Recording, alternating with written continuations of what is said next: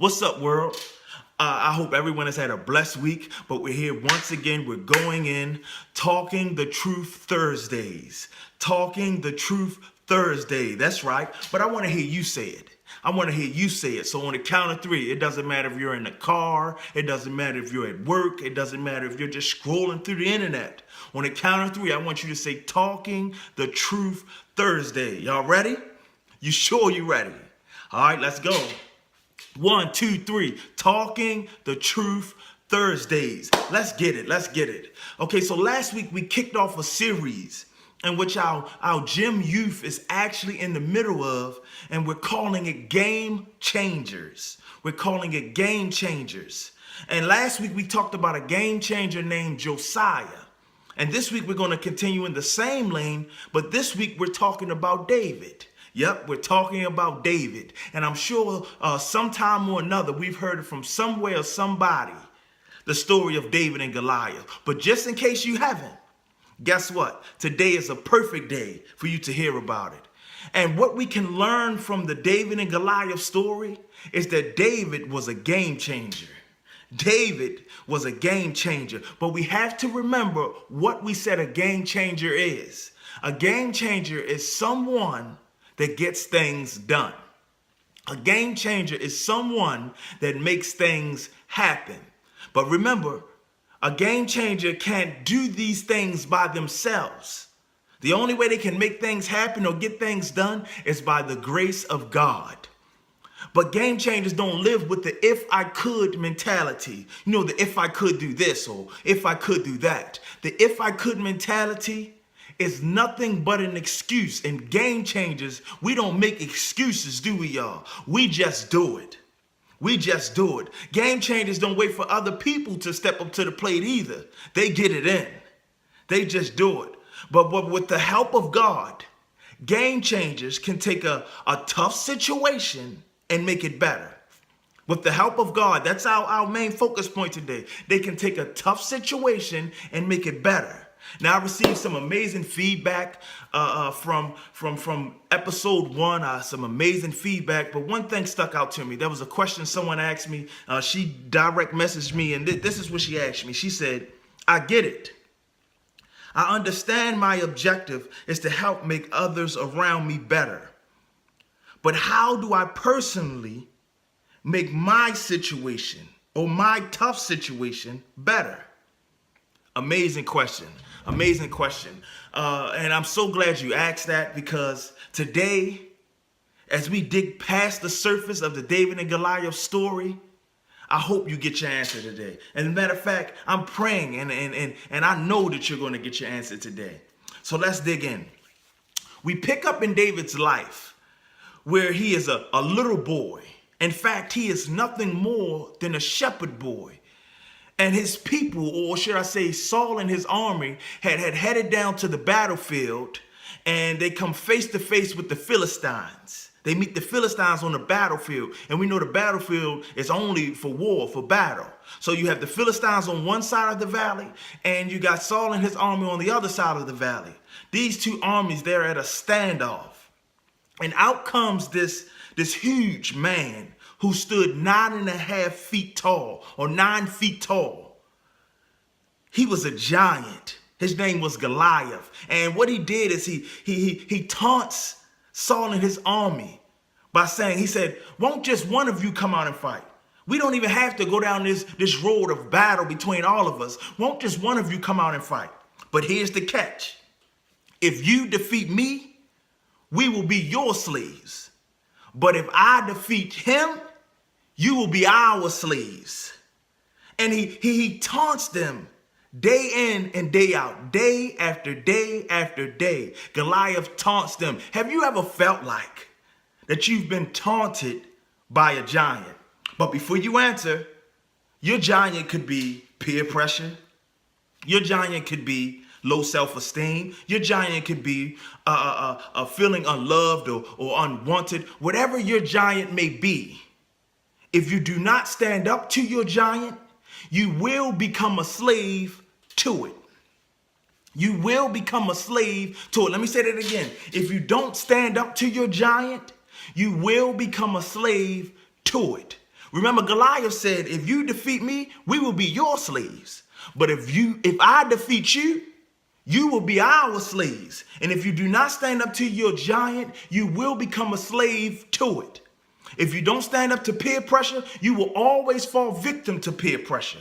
If you don't stand up to that feeling of feeling unwanted or unloved, you will always feel unwanted. You will always feel unloved. If you don't stand up and fight for your marriage, then guess what?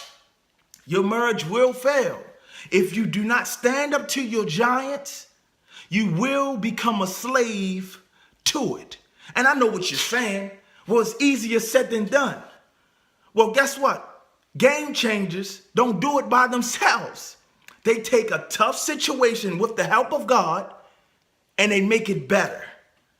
With the help of God, game changers take a tough situation and make it better. But get this, David wasn't even a soldier. He wasn't even a soldier. He was sent to the battlefield by his father. And once he gets there, he hears this giant taunting Saul and his army. He hears them taunting them. He hears the giant calling out to them, taunting Saul and his army. And we have to understand that if David would have challenged him and lost, then not only would Saul and his army be slaves, but all of the women in the village, all of the children, and David himself will become a slave. But David, being the game changer he was, he takes up the challenge. He takes up the challenge. But understand, what David used to defeat Goliath didn't make sense at all. Or did it? What he used didn't make sense at all on the surface. David used a sling and a stone. A sling and a stone. Now, Goliath was armed to the nine. He had armor. He had a sword, a spear, a javelin. And remember, David was still a boy. Goliath stood 9.5 feet. But David used a sling and a stone. So what the text is telling us is that your giant may seem overwhelming to you, but if you just show up to the fight. Remember, David, this wasn't his fight. He was sent to the battlefield by his father. But to everyone else that was already at the battlefield, it seems like David just showed up. And sometimes God will give you a tough situation just to show everyone else who he is. He will give you a tough situation just to show you who you are in him. God will purposely pick you. And all he wants you to do is show up. All he wants you to do is show up. Lay aside all the fear and just show up. And God will take it from there. If you just stand up to that peer pressure, if you just stand up to that low self-esteem, if you just stand up and fight for your marriage, God will be what you need for the fight. He will be what you need for the fight. If you really want to start defeating your giants, you have to start executing, and showing up is half the battle. If we just stop quitting and show up, if we just stop giving up and show up, God will be what you need for the fight. Believe it or not, he will be what you need for the fight. But I know you might be saying, prove it to me then. Well, let me ask you this question. What is another word for stone? A rock, right? And what did David use to defeat Goliath? A rock, right? Well, over in the book of Psalms 18, it says, my Lord is my rock. And I'm sure we've all heard the story or the song, Jesus is the rock. So let me get this straight. David's weapon was the rock. And Jesus is the rock. If we put the two together, David's weapon was the rock and Jesus is the rock, then what that tells us is that Jesus is the weapon in the fight.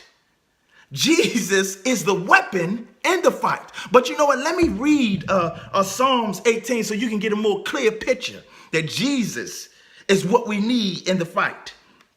Psalms 18, it says, Starting from verse 1. I will love you, O Lord, my strength. So not only will Jesus be the weapon in the fight, but if I get weak in the fight, he will be my strength in the fight. Let's keep going. It says, the Lord is my rock and my fortress and my deliverer, my God and my strength, in whom I will trust, my shield. So not only will Jesus be the weapon, not only will he be the strength if I get weak, but he will always also be my protection. Remember, David didn't have a shield. So Jesus was his protection. But can you guess who wrote Psalms 18? Yep, you guessed it. David. And what God is telling us through the text is that it doesn't matter if your giant is peer pressure. It doesn't matter if your giant is low self-esteem. It doesn't matter if your giant is finances. It doesn't matter if your giant is foreclosure. It doesn't matter if your giant is marital issues. If you just show up for the fight, Jesus will be your weapon in the fight. He will be your strength in the fight, and he will be your protection in the fight. If we just stop quitting and showed up, if we just stop giving up and showed up, Jesus will be what we need for the fight. Game changers. With the help of God, we can take a tough situation and make it better. It doesn't matter what your giant is. If you do not stand up to it, you will become a slave to it. But if we just show up and stand up to it, Jesus says, I'll take it from there. I'll be your shield. I'll be your strength. And I'll be your weapon. But don't get it twisted. David had to be willing to use it. He had to be willing to use that stone. And just because Jesus is the weapon, just because Jesus is the strength, just because Jesus is the protection, we have to be willing to use it. You have to show up and stand up to your giants every single day. And God said, if you just show up, I'll be what you need for the fight.